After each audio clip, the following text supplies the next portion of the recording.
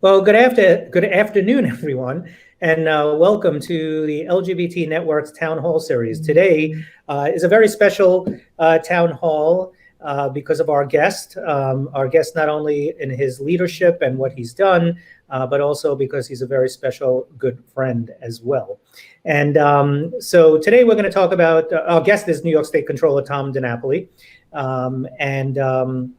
And today we're going to talk about COVID-19 and the state of the New York economy, and just have a discussion about what's happening since all this started in mid-March, so looking back, but also looking forward. So as you're watching our town hall today, you could find us live on our LGBT Network Facebook page, our YouTube, our LinkedIn, and our Twitter pages. Please consider hosting a watch party if you are on Facebook so more people could hear from Tom DiNapoli. And on each of the platforms, post your questions and we'll try to get to as many as possible. So today we are fortunate to have one of the most liked persons in New York State politics, or maybe in the nation. He's honest and earnest. He's our New York State Comptroller, and is not just most liked, he's even more importantly most trusted. And that is so important for the office of the New York State Comptroller, or for any really public office. Tom is a lifelong Long Islander, born and raised, and the only New York statewide official from Long Island. Tom has been in the public elected office since the age of 18 when he was elected to the Great Neck School Board, making him the youngest person at that time elected in New York State history. Right now he's only 25, so it's only been 7 years. But Tom has been our New York State Comptroller since 2007.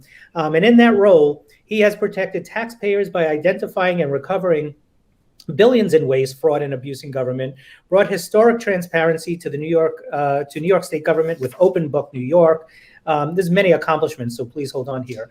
He's uncovered corruption in state and local governments, leading to dozens of arrests and tens of millions of restitution of taxpayer funds. He manages the third largest public pension pension in the nation, investing $2 billion in private equity and loan programs to benefit New York-based businesses and provide a return to the state pension fund, which is obviously at this time having some difficulty, as every state is in our nation. But we know that we're lucky to have Tom at the helm right now. He holds companies accountable by bringing his own brand of corporate consciousness as the leading shareholder voices on many corporate concerns, including environmental issues, disability inclusion, corporate political spending. And I remember very well holding Mobil Exxon to the fire when they were discriminating against LGBT folks. He has fought hard for not-for-profits, doing the work in New York State to minimize the wait for being paid on contracts.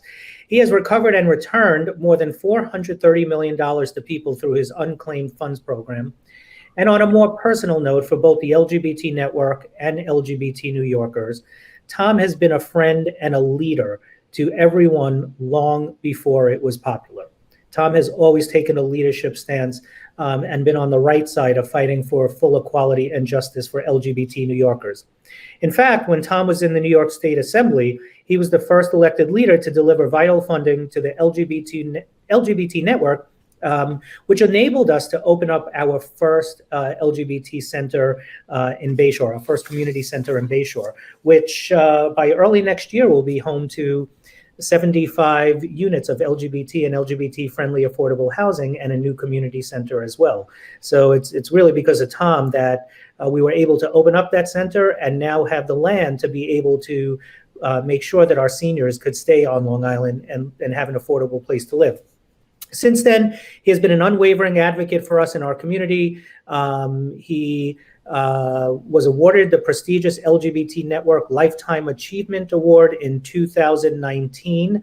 And I really can't say enough good stuff about Tom, not only in his work, but just, who he is as a New Yorker, who he is as a human being, who he is as a friend.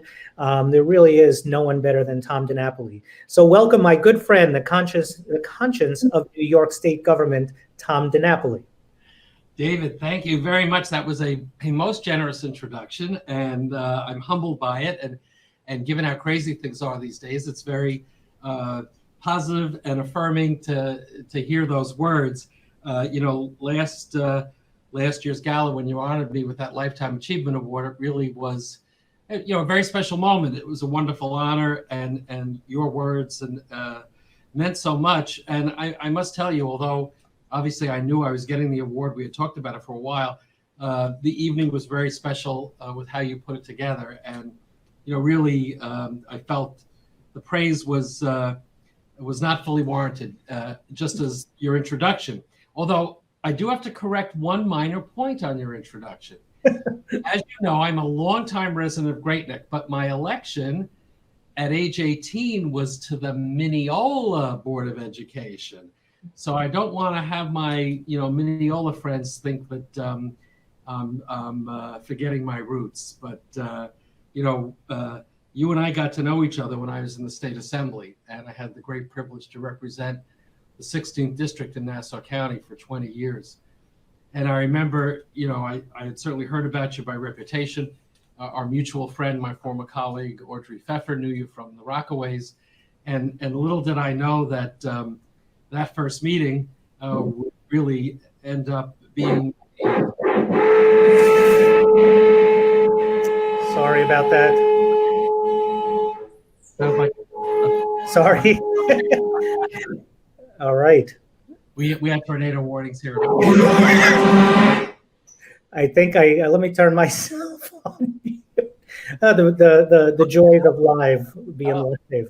What I was saying, little did I know that first meeting would result in what is becoming, I feel like, a lifelong friendship. And I just want to say, David, I really learned a lot from you. I mean, I think that besides informing me as an elected official on all the various issues that are key to the LGBTQ community, how it intersects, legislatively, just in terms of you being a role model and someone who's taught the rest of us how, in fact, anybody can make a difference. When I think about, how you started out with Legally, it was the first iteration of the network, how you built this organization up, how you took on big issues. I mean, we take for granted, and young people take for granted today, marriage equality, but you were really one of the pioneers to fight for that, to organize for it.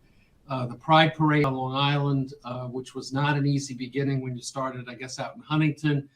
I mean, you just go down a long list. And I really commend you for, being the person who's looked to, not just on Long Island, but really in the New York metro area, as a key leader. And legislators value your opinion.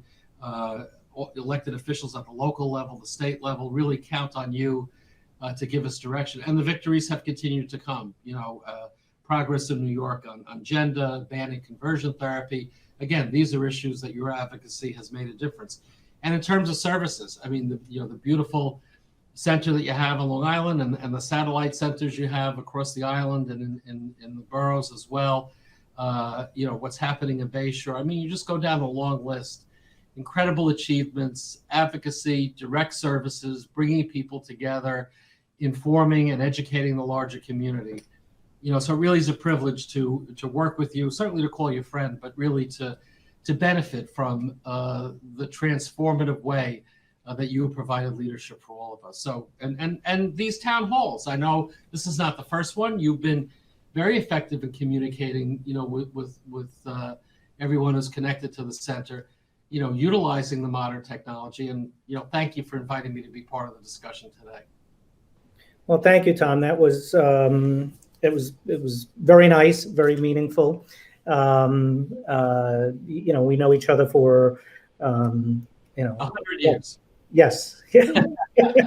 long time. But and thanks for clarifying that it was the Mineola School Board, which makes that. I'm going to put myself on mute for 1 second. If that's Raisy calling you, you can take it though, Dave. So I'm glad that you clarified that it was the Mineola School Board, because that makes even the victory, even greater, because Mineola is a little more conservative of a community than Great Neck. So to see you elected as a teenager, standing up for student rights and making sure that our education system delivers all that it can is just quite impressive.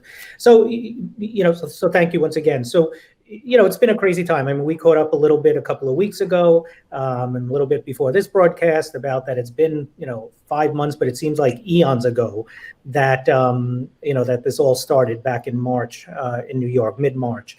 So maybe if you could just give us an update as to how you're doing, but also how the office, what's happening in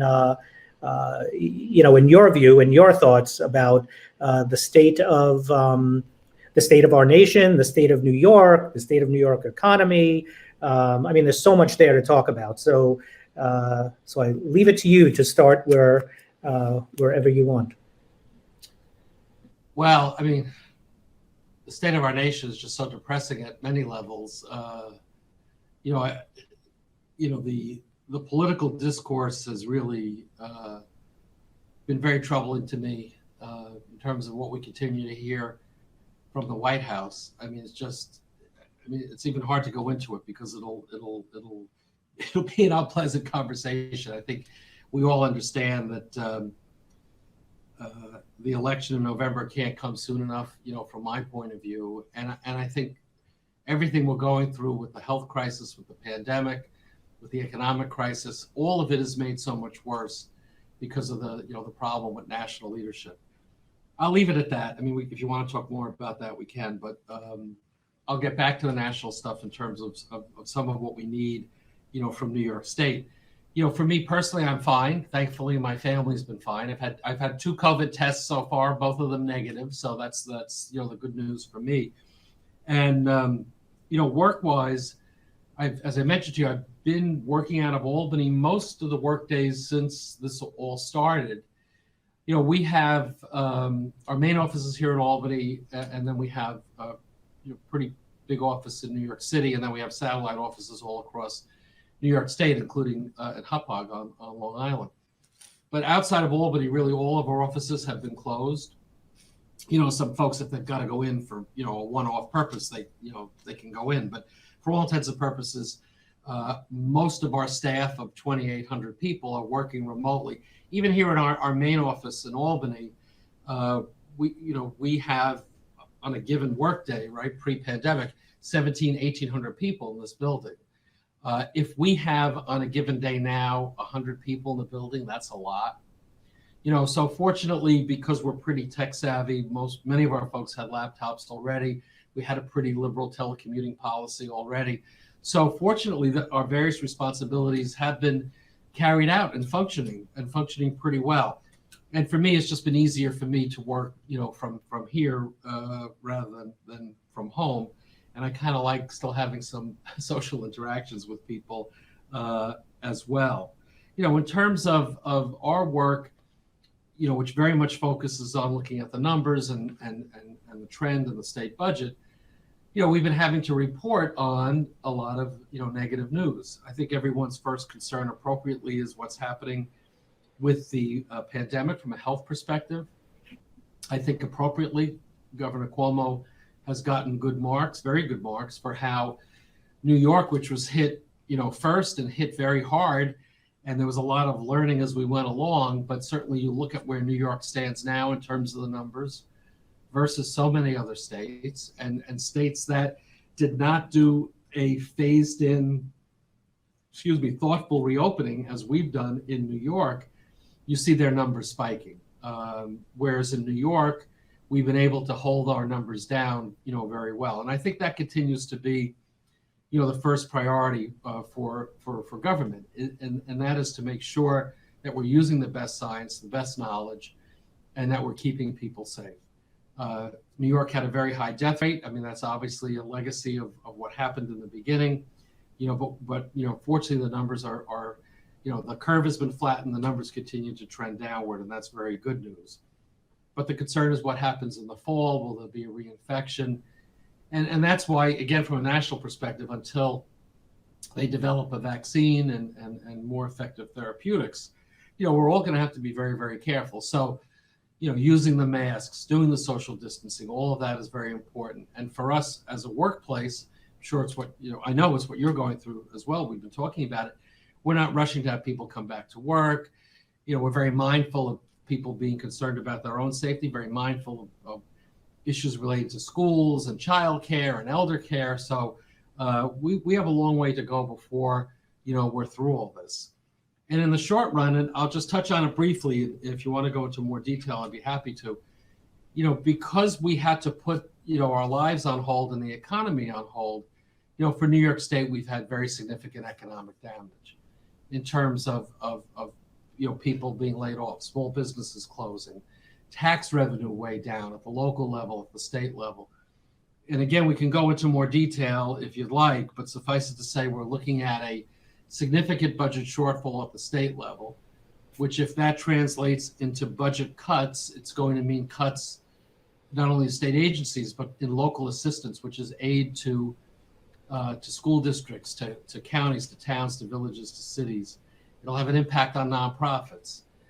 So the mantra that the governor has had out there, and I certainly have been echoing it, is that we really need more help from Washington, not only to reimburse for expenses related to the COVID-19 response, and we've gotten some money to deal with that already, and we're thankful for that.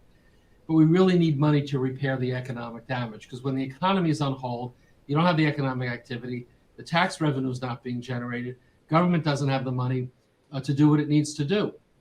So we've done more borrowing than usual to get through this difficult time. There's already been a slowdown in payments and in reimbursements to local governments and nonprofits, but this really could translate into permanent cuts to the tune of over $8 billion in local assistance cuts, $1.6 billion in state agency cuts.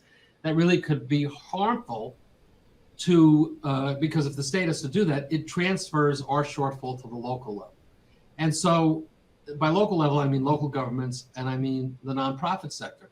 And if we're looking to continue to battle the health crisis, keep people safe and healthy, and respond to COVID-19, and if we're looking to restart the economy, who are on the front line of providing services that are key to healthcare and key to providing support for our economy? It's local government and it's nonprofits. So unless we can fill the hole that we have because of the loss of revenue with direct support from Washington, who clearly has more revenue sources than we have, and they can print money. We can't do that in the state. We're really going to be in a tough situation. So this debate that's going on, as you know, this week, it's been going on for too many weeks, as to what should be the next version of the federal stimulus. What is key is that piece of the House bill that the Senate thus far has not embraced, and that is direct, unrestricted aid to states, to local governments to repair the loss in revenue so that we don't transfer that in a way that hurts people at the local level. And that's really what we've been focused on and lending voice to that concern. So, let me end it there. I could go on and on about it, but I touched on some pieces of what you laid out there, but I'd be happy to go in more specifics on any of that if you'd like me to. Sure. Thank you. I mean, these are issues I think that if you follow in the news or if you're experiencing it, right? I mean, most New Yorkers, most Americans are living this right now, but in particular, New Yorkers who were hit so hard with the pandemic early on. And as you said, because of how New York approached handling the pandemic, that New York now has one of the lowest rates or the lowest rate in the nation of coronavirus. But because of the immense costs that happened, it's sort of a trickle down effect now that is going to affect every aspect of our lives as New Yorkers, in our own local communities, in our governments, of course, in different services. I believe that that we're accustomed to having, and then, as you mentioned, to nonprofits. I mean, who have always been on the front lines, fighting for the health, equity, and safety of our community members. And for us at the LGBT network, issues that existed pre-pandemic haven't gone away. In fact, they've only increased. The number of hate crimes reported to our organization have more than doubled in the last couple of months. The number of kids who are homeless, who are runaway homeless, also has increased. Bullying hasn't stopped. In fact, now we're dealing with much larger issues of cyberbullying. But I think, like you said, what happens in Washington is sort of that domino effect, where they kind of tip that first domino, and then it's real difficult until there is some aid to localities funding, I guess, that is provided, and that's equitable to New York too. I mean, and maybe if you could speak on that a little bit about how New York, how New York really gives more than it gets back, and what should New York be getting right now? Yeah, all important points, and I'm glad. Well, I'm not glad that you have an increase in requests for services on hate crimes and bullying and so on. But you touch on an important point that I didn't mention. We're dealing with a public health emergency. We're dealing with an economic crisis, and the social unrest and the social dislocation, all accentuated by what happened with the George Floyd murder and what that's unleashed. It's just an incredible mix of challenges. But to your point about the help from Washington, and again, I think we have to recognize that in the first iterations, it's more than one of the bills that they passed in Washington, and I give credit to our members of Congress, both sides of the aisle, and our two senators, and Chuck Schumer's in a key role, obviously, as the Senate Minority Leader. They have come up with some help for hospitals, help for testing, help for small businesses. It wasn't perfect, but they got some of the bugs out of that, but they understood they need to help small businesses and some money for states. I mean, New York State, just on COVID related reimbursement got $5 billion, another $1 billion for schools, another $900 million for higher ed, increased reimbursement for FEMA costs, federal emergency,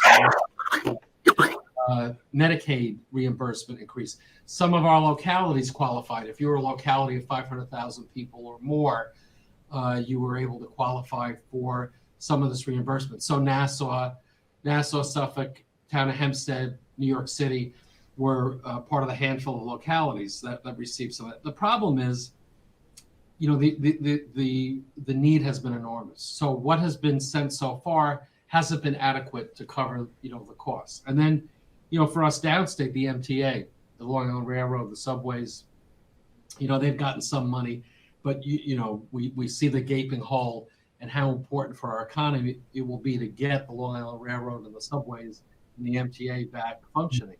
So that's where it really comes back to the discussion of what else can we get from Washington. So, and I just want to emphasize that I'll talk about the balance of payments that you touched on, but it's not a New York State only issue. Now that the other states are being hit and hit hard, their expenses are going up. Their economies are, even the ones that reopened, they're having to go back now and close in some cases. Kentucky, home state of Mitch McConnell, last week their budget office put out an alert. I think their shortfall was $1 billion. It's a much smaller state, so that's real money. Every state is in need of this kind of help and support. So the $500 million that the National Governors Association asked for, and that's a bipartisan organization, and 500 billion. Did I say million or billion? Billion is what I meant to say if I said million.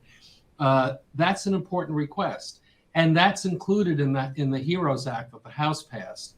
And they also have another $375 billion that would go to localities, to Nassau, Suffolk, to New York City, and so on. So those are very important pieces of the House bill, and for New York, the case is compelling because, as you say, we got hit hard and got hit early, but we also are a donor state. And what do we mean by that? A number of years ago, some of you on this town hall may remember Senator Daniel Patrick Moynihan, a very legendary senator that represented New York. And he instituted a balance of payments report that he would do pretty much every year. And we, in the Controller's Office here, we reactivated that approach. We call it our Federal Fiscal Report. We don't do it every year, but we've done it, I guess, about 4 times now. And what it shows is that we keep sending more money to Washington in terms of our tax dollars than we get back. So just to give you some sense of numbers, for every dollar that New York sends to Washington, we get back now about 90 cents. the average for every dollar that a state sends to Washington is they get back $1.21. Wow. So we're one of less than 10 states. I think we're one of 7 states now that are a net giver. And we're at the bottom of the list in terms of the gap between what we send and what we get back. So every state needs help, and New York particularly needs help. And New York has been particularly generous in helping to support the federal government. So, that's why in New York, our congressional delegation, that really has been bipartisan, have been making the case we need the help for state and local governments. So what can, what do you think New Yorkers can do to, we have our congressional delegation behind this. Obviously, we have our 2 senators that are fighting for this. What else can New Yorkers do to advocate for this? Well, I mean, like I said, the good news is I think our folks get it, but, what I've been trying to do is lend a louder voice. So we've had op-eds printed in the various publications. We're writing to legislators outside of New York. So that might be something, some of your members of the network and those who are listening in could do. Maybe something as simple as sending a letter to Mitch McConnell. I mean, he seems to be the holdup at this point. And this week is key. I don't know much more than what I read in the press. There seems to be some effort to try to get an agreement by the end of this week.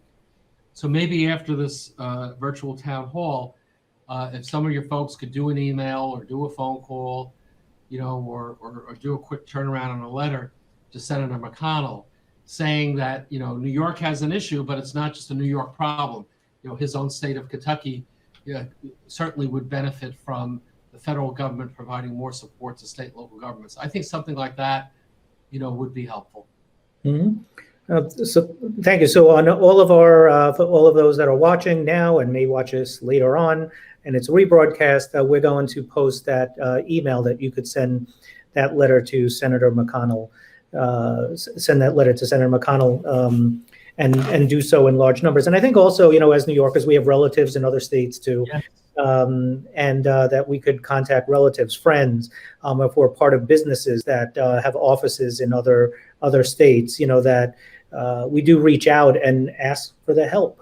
New York has always been there to help others during times of crisis. And while New York got hit very hard, along with many others on the Northeast yesterday with the tropical storm, traditionally it's the southern states as Florida, Texas, that usually get most of the federal aid during these storms. And New Yorkers don't think twice about giving and contributing. And New York needs the help now, as we're hearing. And look, I think you raise a good point, because especially when you talk about Florida, Florida, Texas, the Carolinas, those are all states that have Republican senators, and really it's the Republican Senate that's the issue. So if you've got friends and family in those other states that are voters in those states, it would certainly be helpful for them to reach out to their Republican senators and make the point that it is in the national interest to do this. It is not a blue state issue. It's not a red state issue. It's a national issue. Because what I said before about the front line of responding to the health crisis and getting the economy moving again, it's going to be true nationally. I mean, all of the states need to be functioning if we're going to get through this and get on the other side and get things moving. My concern as controller, when I look at the out year numbers, I mean, we talk about the current year budget gap of $13 billion, but the problem is you could tell that some of what we're experiencing, we're going to experience next year and the year after as well, unless there's a really dramatic turnaround, which there probably won't be. So you're talking about a multi-year stress on state government budgets. On Long Island, I mean, before all this happened, Nassau and Suffolk, had big fiscal issues, despite, the very important efforts of, Laura Kern and Steve Ballone, they still had, many challenges. And then this comes along, and, the sales tax revenue was, way off on the island, like it's been, all across the state. Last quarter, we were down statewide 27%. I think Long Island was down like 24%. people don't realize for Nassau and Suffolk, the sales tax is actually a bigger revenue source than the property tax. So again, all of this is connected. What's happening in the local government, what's happening in the school district, what's happening at the state government, what's happening with regional authorities like the MTA, and you just multiply that through all the different states. If all of these entities are going to be basically operating with deficits that aren't sustainable, how do we get basic services going? How do we get the economy going again? It's not going to work. So it's really in the national interest for us to work on the repair of the damage that's come from COVID-19, understanding that it's more than just the health concern. That's the priority, but the economic damage and the governmental damage is severe and needs a national response. Mm-hmm. I think it's very very interesting. Something I didn't know before you said it was that sales tax in both Nassau and Suffolk County makes up more than property taxes. I'm sure as all the folks from Long Island who are watching right now would say, oh my God, my taxes are always so high, and would think that most of that money goes to that. Although we do know, I think that most of it goes to our schools. Right. But do you think like we're in this time of crisis right now, and we know that Long Island has so many levels. Duplicative levels. Well, some people would say duplicative levels of government, or we have 127 superintendents. We have, there's just layer on top of layer on top of layer. And it's. Do you think perhaps that in this time of crisis is a good opportunity to take a look at some structural change that may be needed? Because as you said, we're going to be in this for years, right? Yep. So now a time to take a look at maybe some changes hard changes that may need to be made. Yeah. Well, it's always a good opportunity to do that, but my experience over many years of being involved with this is that whenever you take a hard look, most people run the other way. So, it's always interesting. People think there are too many layers of government until you tell them you're going to take away, their school, merge their school district, or abolish their village, and by and large people. So wait a minute, that's not what I had in mind. So my thought is, it always has been, because look, I think your point is absolutely valid. And if we were creating government in New York, and certainly government on Long Island today, we would not have it set up the way it's set up. Just you appropriately mentioned school district funding, and school districts are largely funded by property taxes and state aid, federal aid to a lesser extent. And in very, very limited situations in New York State, there are some counties that share some of the sales tax with school districts, but that's a minuscule amount. So we have this very important service that's very expensive, where we have a big investment in it on a very regressive level of taxation, and that causes the concern. People who run for county office often end up having to explain, and it still doesn't sink in a lot of people, that people complain about the taxes in Nassau County as an example. Well, you're right, it's mostly the school tax, right? So the whole system of taxation is probably one that we should have rethought a long time ago. And then we have all these districts, and they're of so many different sizes, right? But each of them, as you point out, has a superintendent and several assistants, and the administrative network on top of that.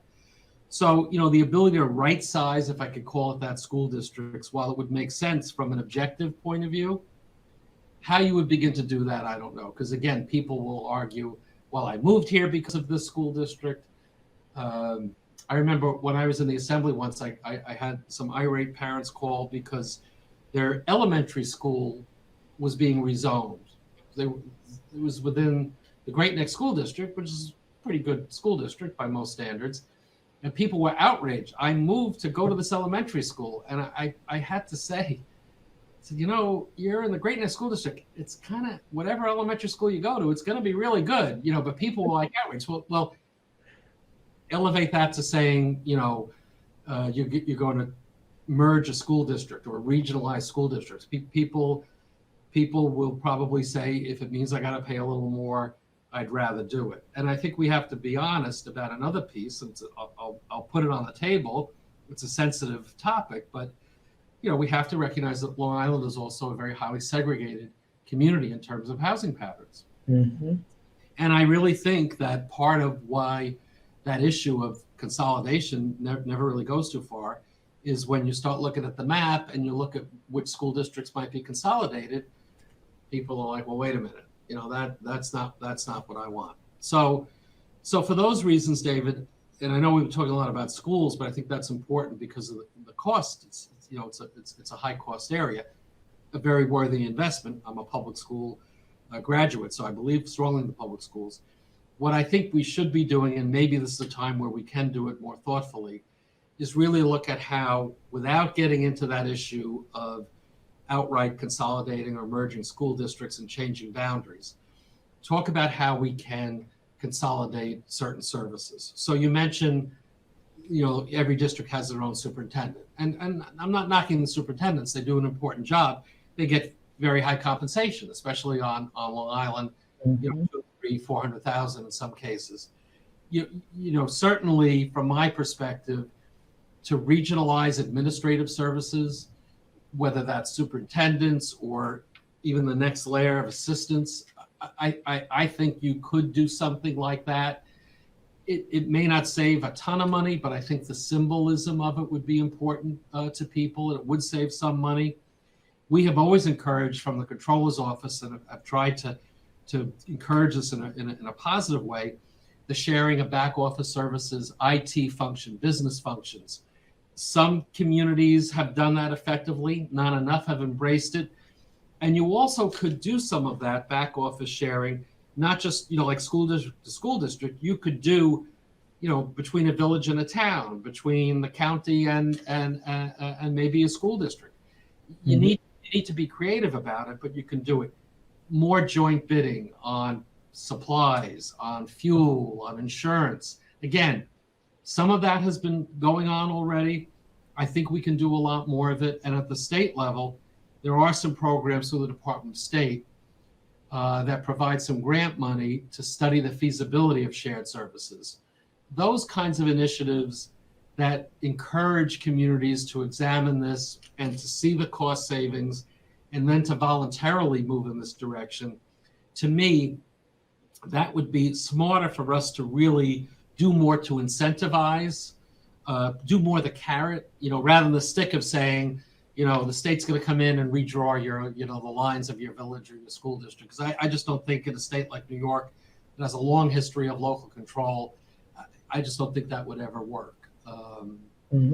But, look, households are having to tighten their belts in big ways. You look at small businesses, how many of them have closed up because of the pandemic? David, the question we all have is how many of them are going to be able to reopen? Right. And the reality is some of them are not going to reopen. You even see, some of the restaurants are obvious.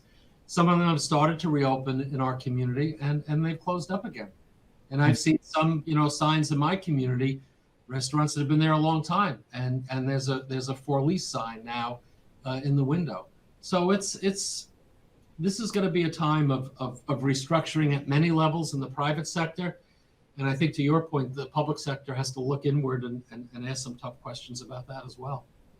Yeah, no, thank you for that, because I think that, some of what you laid out, I think is starting somewhere, right? And while the cost savings may not be as much if you did regionalize administrative services in each county, for our public education, that's a start, right? And it's a start of taking a look at being a little bit more fiscally accountable and prudent, if you will. But like you said, there are other issues that get in the way and other barriers, the systemic racism, the way that Long Island was built, that is all coming to a boil right now, or coming to a head. And so, there may be some sliver of opportunity if all different, whether community members, elected officials, public, other public servants all came together to kind of talk about, well, what can we do to take a look at this, because people are hurting, and people are going to be hurting moving on. It's not just these 5 months or 12 months or however long it is until we have a vaccine. We do need to take a look at it. The nonprofit sector, I think also needs to take a hard look at itself. And I never was a proponent of really taking a look at huge, merging between different organizations, because, each organization has its mission. And so there needs to be mission alignment. But I think the way that we, and I've been talking with some of my colleagues in saying that, this is a time where we need to be innovative and take a look at this, not necessarily for survival of our own agencies, right? But it's what the agencies do, which is about health, which is about education, which is about saving lives, which is about public health, in addition to that. So the nonprofit sector also, needs to take a look at ourselves in how we can, perhaps work better together, or maybe, where there's duplicative efforts of nonprofits, maybe, folks do come together. I think successful models in that regard on the island over the years. It's not like it hasn't tried, and it's worked well. But I don't think, to your point, there's really been a comprehensive, or broader discussion of that. And you're right. I mean, I think the nonprofit sector has to look just as business is looking and just as government is looking. And again, to your point, it's the service and the mission, and in some cases, might actually work even more effectively to regionalize some of that. Yeah, no, it really would. And I think, some of the work that you've done as controller around prompt contract payment, has been very important. And in the best of times, the state is hardly prompt. You're in the last report we put out, which was based on last year, so it's not even dealing with 2020 and everything that's happened with the pandemic as a backdrop. The state was going backward. We were actually starting to, we had improvements, and then we were starting to go back in the wrong direction on prompt contracting. And as you know, you've experienced it, without a prompt contract, you don't get a prompt payment.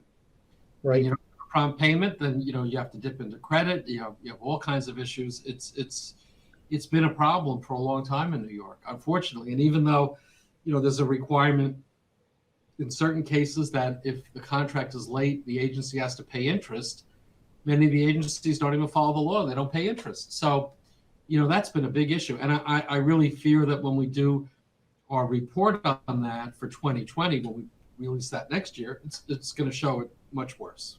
Oh, it definitely, I would imagine it's going to as well, because, we certainly have experienced it pre and post pandemic. It's not during, we're not even post pandemic yet, but, during the pandemic, that there has been very little to no state payments since the end of March. Not only for us, but for, a lot of our colleagues. In fact, we were one of 900 nonprofits that signed a letter to the governor's office to say, hey, you know what, many nonprofits are going to go under at this point. Yes, did some get the paycheck protection loan? Yes. There's also an issue with nonprofits being treated differently with respect to state funding and PPL, that some people see it as duplicative, I guess, that if you got the PPL, then you shouldn't be filing for payments from your state contracts. If you get one, they see it as the same, and that wasn't the intent of the Paycheck Protection Loan Program. It was to keep people on staff, and so it is a bank loan, right? So restaurants don't have to give money back if the consumers are coming to purchase dinner, breakfast, lunch, whatever it may be. Why should nonprofits have to give money back to? So there's a lot of issues that I think are only beginning to come to the surface. And it's going to take that innovation that you talked about and some hard choices to move forward, so that when we talk about quality of life, that New Yorkers continue to have a high quality of life as we did pre-pandemic, while addressing all the issues that we still need to continue to address, of course. Well, I want you to know what we've been trying to do on our end, because we're the back end of all of it. Yes. We do the payments, but we don't process. We don't let the contracts out. Each agency does the contract, and we can't do the payment until we get the voucher, the request from the agency. But, we have been, anytime we know that there's a payment that's in our system, or a contract that we have to do a final review of, we really have been expediting that for the nonprofits because, as you pointed out, what's happening now is that, again, because of the state budget shortfall, the agency, the state agency that's letting the contract, or the division of budget, which is the step before we get all this for final processing, they're delaying that information coming to our office, or they're holding back a certain percentage of what could have been paid out. So, until everything's connected, it gets back to that issue of the federal aid from Washington. You're going to see more delay of contracts, more delay of payments, more withholding of a certain percentage of a payment, whether that's to a local government, to a private business that's a contractor, or to a nonprofit, until we resolve, what's happening with the state budget. And the hope is that we get that additional help from Washington so that we can move this all much more quickly. If we don't get the additional help from Washington, what are now delayed payments, delayed contracts, holding back a percentage of the payment, will instead translate into a cut. So I know, some of the nonprofits are concerned, that they can't get their payment on time. But, part of what I've had to say back is, that may be true, but at least at this point, they haven't canceled your contract, or they haven't said you're not ever going to get your payment. And the other piece of the argument, I mentioned earlier, we're doing more borrowing to get through this, and, what's being done as far as holding back on processing some of the payments. But, if the cuts would come down, the other piece that some people are advocating for are increased taxes. The different iterations of certain fees, some people, or certain ways to increase certain fees that already exist, or taxes. The most common, you hear people say we should tax the wealthy even more. There's not an easy political answer to that, because not everybody has the same opinion, and we already tax wealthier people at a higher rate in New York already. And we know, at least anecdotally, some of those wealthier people are moving out of New York, partially because of the high taxes. Some have talked about increasing the gasoline tax, because gasoline is cheap now. But I think the problem is, because we're in the middle of this, it's very hard to come up with an intelligent tax policy in response to the crisis. And while I think that those calls for more equity in taxation, which, by the way, makes sense, actually, from my point of view, the timing becomes the key. And if you're doing it in the middle of a crisis to plug a hole, I don't know that you're going to come up with the smartest, most intelligent approach on it. So, I'm sympathetic. I understand the concern about more fairness in how we tax people, but I'm not sure if now is the best way to come up with an intelligent response to that. But I really do think, David, if Washington doesn't come through, and if we're faced with those, the governor was talking about across the board 20% cuts for school districts, for localities, for nonprofits, I think people will say there's got to be another alternative. We can't sustain those kind of cuts, and we'll be back into the taxation question. Yep. So, there's certainly some challenges ahead, but as for everyone who's watching out there, make sure that we follow Tom's advice and write those letters to Senator McConnell. We need the help from Washington right now, and it's time for Washington to stand up. So, just a few other things here. We're talking about how difficult it's going to be, certainly going forward. Given the budget shortfalls and the money that New York needs that it's not getting from Washington. But you have a program where people could find out if they have unclaimed funds. So maybe if you could just share a little bit about that and how folks may be able to find some money in this difficult time. Our most popular program, returning people's lost money. Everybody likes that. So unclaimed funds, it's probably not the best description of what it is, but a better way to describe it is lost money, right? So people have different ways that they can get separated from their money. And under our laws, if you have, let's say, an old bank account that there's been no activity after a certain period of time, it's declared dormant, and it falls under what's called the abandoned property law. And what many people have seen in the newspapers, those long legal notices with names of people and that the banks take out. And what they're doing is complying with the law, which says that if you have dormant accounts, you have to advertise and try to find the account holder. And if you don't, you can't hold on to that money. What you do is you turn it over to the state. And so we in the controller's office are then the custodians for those unclaimed funds, as we call them, or abandoned property. And there are other kinds of financial accounts. Sometimes people have old stock accounts that, again, there hasn't been economic activity. People may have an old security deposit with a utility. People may have a vendor check, a health insurance check that was never cashed. So an old check, again, after a certain period of time, if it's not cashed, whoever issued the check has to turn it over to the state. Somebody may have left you money in a life insurance policy, and for whatever reason they couldn't find you. Again, money is turned over to the state. The most typical way that someone gets separated from their money is that they've moved and the financial institution didn't have your updated contact information. That happened to me. I got a call once from a bank. I had a little savings account that was my first bank account I opened up when I had a job in high school, and I always kept the account. The bank name changed 100 times, but I kept this little account. There wasn't much money in it, but it was more a sentimental thing.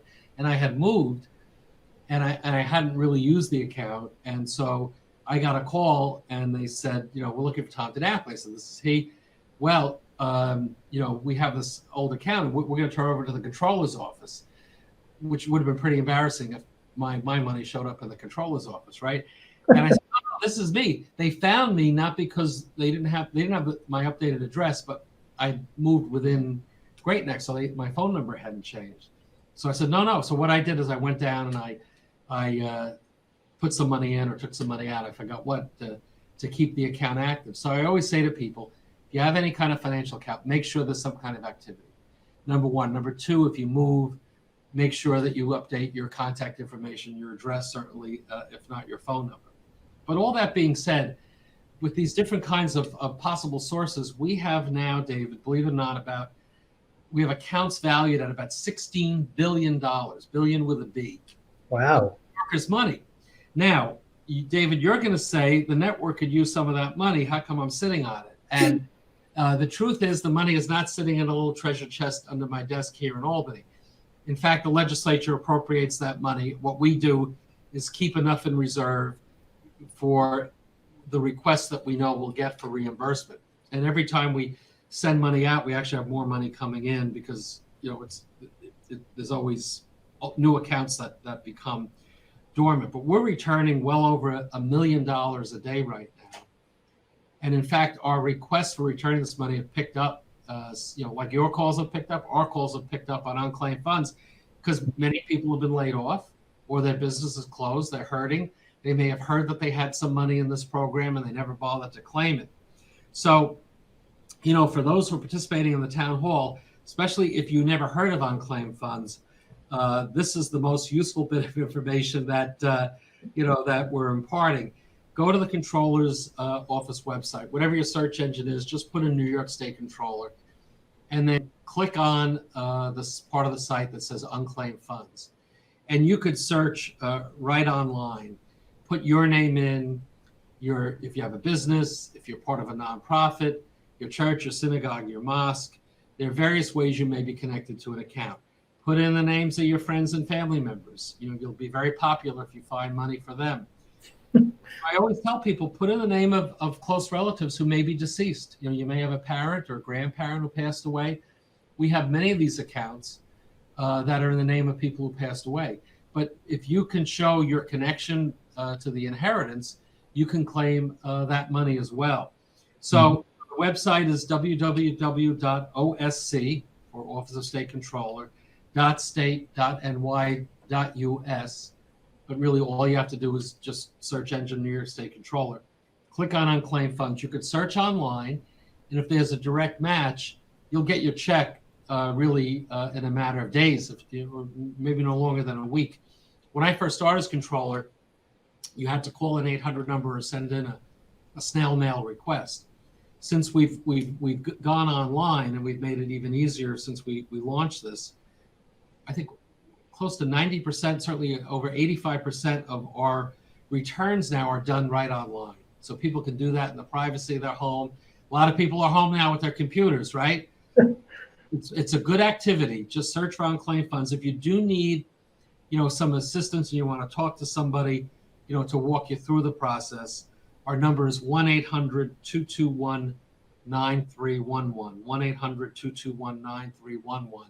I guarantee some of the folks that are on this town hall, some of that 16 billion is yours. Most of the recoveries are $50 to $100. Every now and then it's a few hundred. Not unusual for it to be in the thousands. We had an estate a couple of years ago. No, it wasn't an estate. It was some stock accounts that were like $1.7 million. Wow. I'm not sure how someone misplaces 1.7 million. Somebody did. So there's real money there. It's not quite the lottery, but you'd be surprised how many people are connected to an account and they just don't realize it. So thank you, David, for raising that. It's a good opportunity to let people know that we want to return their money. Sure. And thank you for, making the program accessible, right? I mean, I think that before you were controller, many people didn't know about it. And if you did know about it, it really became more of an effort and you didn't pursue it. So, on all of our social media channels, that information should be posted. If it's not posted yet, will be posted shortly about, the hyperlink and then how to find that money. And we certainly hope that, people are able to find some unclaimed funds during this hard time. So, so with that, we have a couple of minutes left. I want to see if there's anything else that you'd like to share or add. Well, you mentioned some of the the PPP and the issue for nonprofits. One other piece I'd just like to throw out there, we have a longstanding investment with the pension fund, and I'll mention a little more about the pension fund. But let me first say, with an organization it had been called the New York Business Development Corporation that does small business lending. They've rebranded their name recently to something called Pursuit Lending. And so we've designated 50 million of that money. It's a safe return for the pension fund, and it's backstopped by some of the federal guarantees that are related to COVID-19. But that is another source of possible loan money for small businesses. And what we like about this program is that not-for-profits could apply for this money as well, which is different than some of the other PPP programs. So you could be in touch with my office if you want more details, but the easiest way is to go to the website. It's, again, the organization is called Pursuit Lending, so spelled out pursuitlending.com. Mm-hmm. And you can get information about it. And, so maybe some of the folks who are listening who are small businesses and didn't qualify for some of the existing SBA programs or the PPP program, they may not be aware of Pursuit Lending, but that is another option. And let me just mention to folks who are on the town hall who may be a public worker, local government, or state government. Our pension fund, as you mentioned, Dave, I think at the outset, is one of the largest ones in the country, but it's also one of the best funded. We just put out our returns for the end of the year. Unfortunately, we value the fund on March 31st every year. So that's the markets were really going haywire. So we did have a negative year, only minus 2.68%. So it's a small setback. 10 years ago when the Great Recession hit, by way of comparison, we were down 26% in 1 year. So we can handle minus 2.68.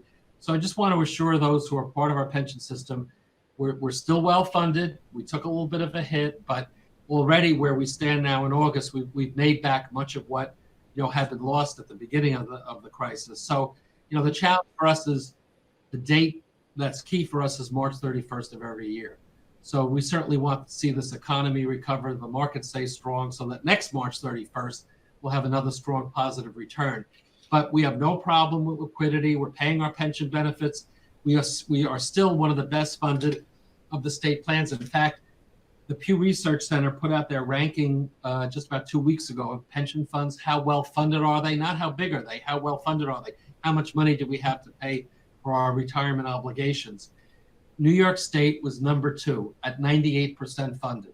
So as I said, we're not 98% funded today, but because we go into this challenging time well funded, I have full confidence that we are going to continue to provide that retirement security for our 1.1 million members. And so I don't want people to be concerned if they've heard, oh, the pension fund lost a little bit of money because of the pandemic. We're going to get through this. It's going to be fine. Mm-hmm. And, I know we're going to get through it because, there's been no one better to protect that pension fund than you. And, and even in these, most challenging times, a 2% loss, particularly during that time at the end of March, like when the markets were going absolutely crazy, is quite impressive, actually, Tom. So, and going forward, the only way to go is up. I mean, it may take a little bit longer to get there, but there has been no better protector of our pension fund. I shouldn't say, when I say ours, meaning I'm not in it, but of New York State's pension fund than you. And so, and there's been no better protector, I think, for being a New Yorker, no matter what your background is, no matter what your race is, no matter what your sexual orientation is, no matter what your political party is, than Tom DiNapoli. Tom is I'm talking about you here in the third person, but Tom is, someone who I had said from the outset that